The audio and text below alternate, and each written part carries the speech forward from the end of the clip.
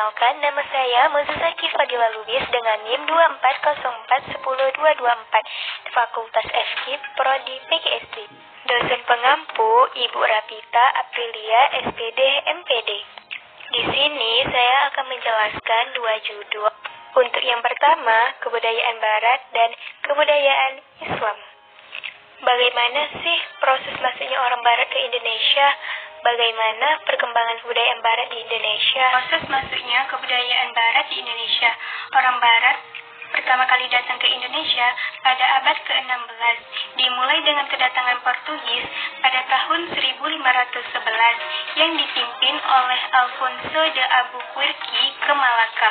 Setelah itu, Belanda atau VOC mengikuti pada abad ke-17, menguasai perdagangan rempah-rempah, dan Inggris sempat menduduki sebagian Indonesia selama periode tertentu. Kehadiran bangsa-bangsa Barat ini dipicu oleh keinginan untuk menguasai jalur perdagangan rempah-rempah serta menguasai seluruh kekayaan alam yang ada di Indonesia. Perkembangan kebudayaan Barat di Indonesia. Kebudayaan Barat mulai berkembang di Indonesia dengan masuknya pengaruh Eropa melalui agama, pendidikan, seni, dan sistem pemerintahan. Pengaruh ini terlihat dalam arsitektur serta struktur sosial dan politik. Misalnya, arsitektur kolonial Belanda yang masih bisa ditemukan di beberapa kota besar di Indonesia hingga sekarang. Pendidikan Barat juga diperkenalkan kepada masyarakat Indonesia, meskipun hanya terbatas pada kalangan tertentu. Pengaruh kebudayaan Barat di Indonesia. Pengaruh kebudayaan Barat di Indonesia sangat besar dalam berbagai bidang. Dalam aspek pendidikan, banyak sekolah didirikan oleh penjajah Belanda. Dalam aspek sosial, munculnya kelas menengah baru yang lebih modern, serta perubahan pola pikir dalam kemajuan dan teknologi. Namun, pengaruh ini juga membawa dampak negatif, seperti hilangnya beberapa aspek lokal dan tradisi yang tergeser oleh kebudayaan Barat. Perkembangan kebudayaan Islam di Indonesia. Seiring dengan berkembangnya Islam di Indonesia, kebudayaan Islam juga berkembang pesat.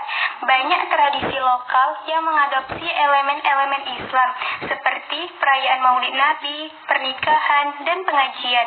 Di bidang sastra, muncul karya-karya yang mengandung nilai-nilai Islam, seperti kitab-kitab agama dan hikayat-hikayat Islam. Kebudayaan Islam Indonesia juga memiliki ciri khas, yaitu penggabungan antara budaya lokal dan budaya Islam yang menciptakan kebudayaan yang unik. Kerajaan-kerajaan Islam di Indonesia. Abad ke-15, Kesultanan Malaka, yaitu yang menjadi pusat perdagangan dan penyebaran Islam di kawasan Asia Tenggara.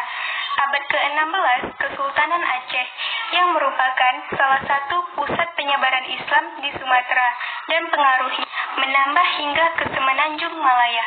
Kesultanan Mataram, Islam di Jawa, yang mulai berkembang pada abad ke-16 dan membawa pengaruh besar terhadap penyebaran Islam di Jawa. Kesultanan Ternate dan Tidore di Maluku, yang merupakan kerajaan Islam yang pendidikan dalam jalur perdagangan rempah-rempah di wilayah tersebut. Kerajaan-kerajaan ini memainkan peran penting dalam penyebaran dan penguatan agama Islam di Indonesia, serta dalam pembentukan struktur politik dan sosial yang mengadopsi nilai-nilai. Kedua, perjuangan bangsa Indonesia dan semangat kebangsaan menuju kemerdekaan. Apa saja sih faktor pendorong timbulnya kebangkitan nasional? Apa saja karakteristik perjuangan bangsa Indonesia pada masa pergerakan nasional? Bagaimana sih karakteristik perjuangan bangsa Indonesia pada masa menjelang kemerdekaan? Mari kita simak penjelasannya. Faktor pendorong timbulnya kebangkitan nasional. Yang pertama, pengaruh luar, yaitu semangat nasionalisme dan perjuangan kemerdekaan di negara-negara Barat dan Asia, seperti Jepang dan India, yang memberikan inspirasi. Yang kedua, kesadaran sosial, yaitu rasa ketidakpuasan terhadap penjajahan Belanda yang menindas dan eksploitasi terhadap sumber daya alam Indonesia. Yang ketiga, perubahan dalam struktur sosial, yaitu munculnya kelas menengah baru seperti pelajar dan intelektual yang lebih sadar akan pentingnya persatuan dan kemerdekaan. Yang keempat, perkembangan media, contohnya media cetak seperti surat kabar dan majalah. Tujuannya untuk membantu menyebarkan ide-ide nasionalisme dan memperkenalkan gagasan tentang kemerdekaan. Karakteristik perjuangan bangsa Indonesia pada masa pergerakan nasional pada tahun 1908 sampai 1942, perjuangan bangsa Indonesia memiliki beberapa karakteristik. Yang pertama, gerakan non-kekerasan, yaitu perjuangan lebih mengutamakan cara-cara damai seperti melalui pendidikan, organisasi, dan karya sastra.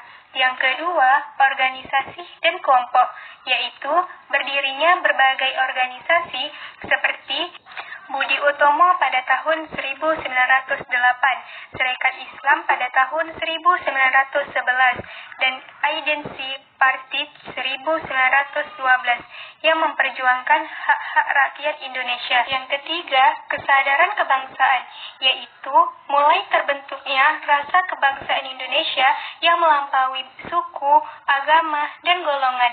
Yang keempat, perjuangan melalui pendidikan, yaitu fokus pada pendidikan sebagai alat untuk membangkitkan kesadaran politik dan sosial di kalangan rakyat Indonesia. Karakteristik perjuangan bangsa Indonesia pada masa menjelang kemerdekaan. Yang pertama, perjuangan bersenjata. Semakin banyak organisasi dan kelompok yang mengambil langkah lebih radikal dengan melakukan perlawanan fisik terhadap penjajah, terutama pada masa pendudukan Jepang. Yang kedua, proklamasi kemerdekaan. Munculnya kesepakatan di antara para pemimpin bangsa Indonesia untuk menyatakan kemerdekaan pada tanggal 17 Agustus 1945, dipimpin oleh Soekarno dan Hatta. Yang ketiga, peran pemuda.